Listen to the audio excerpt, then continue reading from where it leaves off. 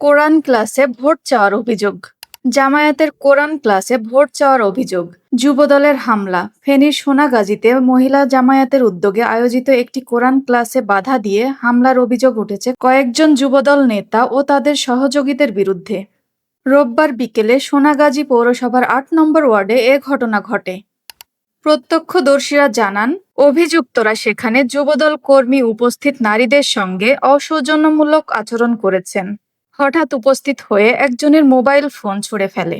ঘটনার পর স্থানীয় পৌর ওয়ার্ড জামায়াতের সভাপতি নূর নবী ঘটনাস্থলে গিয়ে উভয় পক্ষের সঙ্গে কথা বলে তাৎক্ষণিকভাবে পরিস্থিতি শান্ত করেন।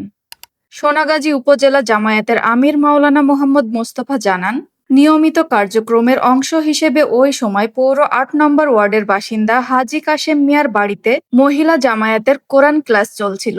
এক পর্যায়ে যুবদল নেতা নূর আলম জিকু, এনাম ইকবাল সহ কয়েকজন সেখানে উপস্থিত হয়ে অশালীন ভাষায় গালিগালাজ শুরু করেন। উপস্থিত মহিলা জামায়াতের নেতৃবৃন্দ জানান, আমরা শুধু আমাদের নিয়মিত কোরআন ক্লাস পরিচালনা করছিলাম। সেখানে কোনো রাজনৈতিক কার্যক্রম ছিল না। পৌর ওয়ার্ড জামায়াতের সভাপতি নূর নবী বলেন, আমরা ঘটনাস্থলে গিয়ে কথা বলে বিষয়টি তখনই মীমাংসা করার চেষ্টা করেছি।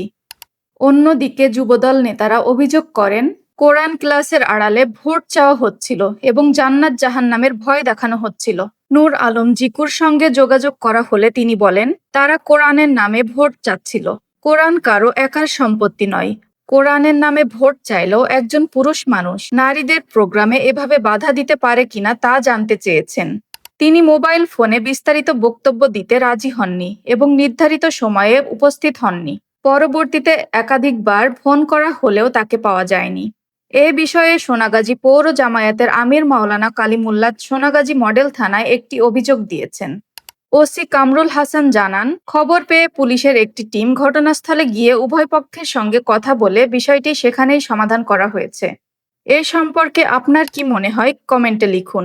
ভিডিওটি ভালো লাগলে শেয়ার করুন এবং সাবস্ক্রাইব করুন বাংলা নিউজ অরবিট।